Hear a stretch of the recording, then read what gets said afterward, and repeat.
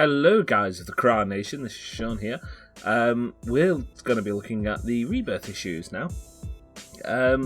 We have here Batman issue number 1, Rebirth. I'm going to have a quick glance through the comic, we're going to review it, going to see what's going on here. Of course, after issue 50, that was brilliant, we all loved that. I did do the issue 51 and 52, purely because literally nothing happened. I mean, literally nothing happened. Batman drove around the city and nothing happened. It was a quiet night in Gotham. That was the name of the issue. Anyway, which brings us on to Rebirth, kind of thankfully. Now, Rebirth, as we all know, is DC practically pulling the plug on New 52.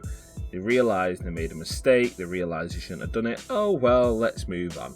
So we have here on the cover Gotham and Gotham Girl, which their names are, well, about as good as something out of Austin Powers. With Fat Bastard and Goldmember. Clearly not a rip-off of Superman. In fact, tell you what they look like.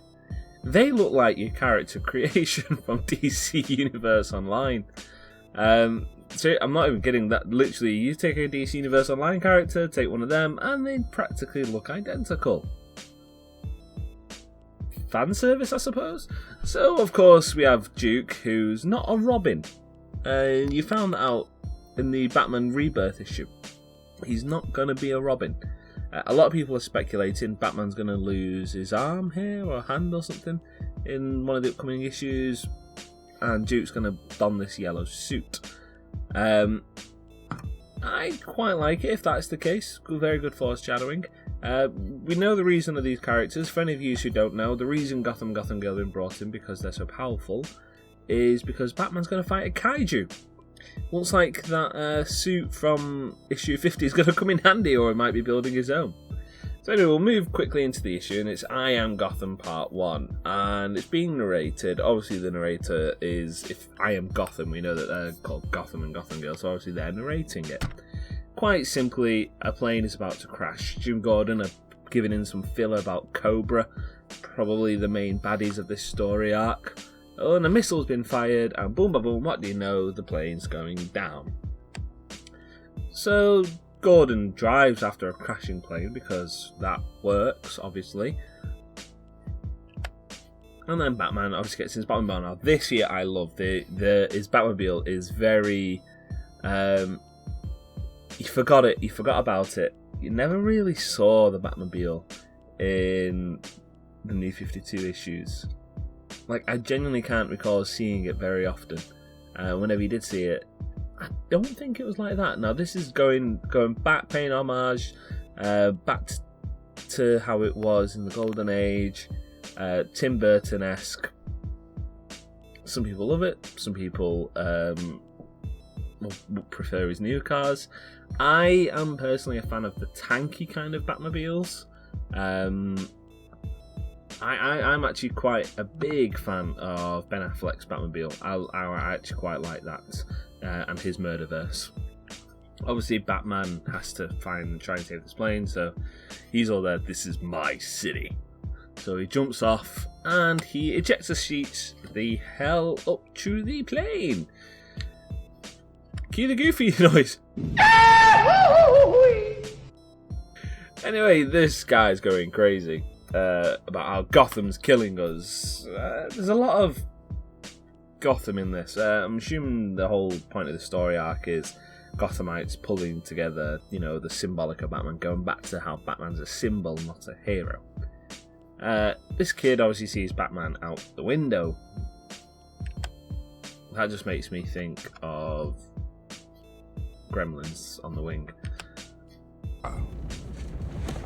There's someone on the wing. Something. Anyway, Batman takes the ejector boosters off the bottom of his ejector seat and puts them on the plane, obviously to give it more stability. And then he rides that plane like a jockey. Well, I can only think of one bit of music here for this as I scroll through these next few slides. You don't need to hear it. It's literally just Batman telling Alfred and steering the plane. But yeah, Here we go.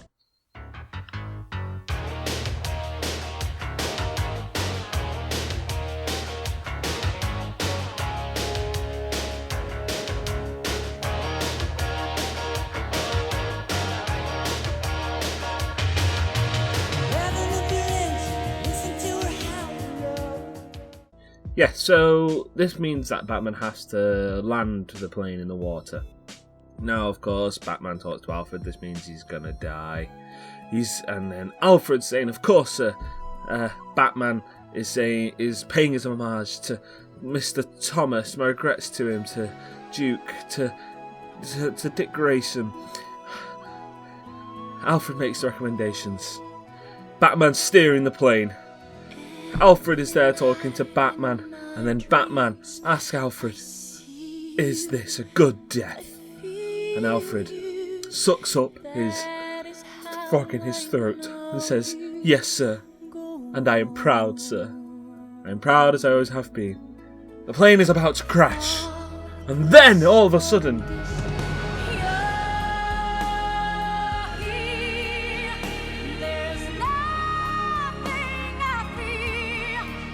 Batman says Clark, and then no, it's Gotham and Gotham Girl. Oh, sorry. Didn't mean to put the DC Universe Online guy in there. There we go. That's Gotham and Gotham Girl, and that's the issue. So there's been a lot of controversy over Gotham and Gotham Girl. It's been love or hate with them, I think, mostly. I think the costumes could be better. When I say costumes, I'm loving the gothic look. That I actually quite like. What I don't like is the face and head, because that practically does just look like DC Universe Online.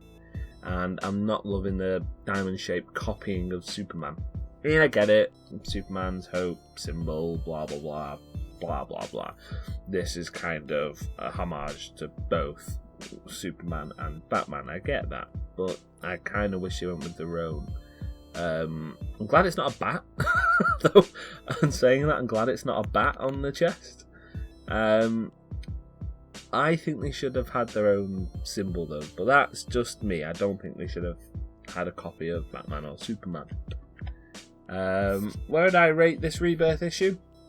Well, the art style, I didn't mind. I preferred it in issue 50, but that might be just because it's new and I don't like it when it's straight away new. However, I can see myself growing to like this one, unlike with the Iron Man comics, which I can't stand. Still not changed that. The storytelling, this is an opening story. Obviously, it's an introduction of Gotham and Gotham Girl, so not much story there. It's Batman landing a plane. We'll see where that heads off to. I'd say it's a 7 out of 10. Don't hate me, Dave. That's a genuine score. I reckon it's got potential. I reckon they just have to be careful with it, though. And I hope Batman kind of upgrades their suits at some point. Get rid of that bloody diamond crest.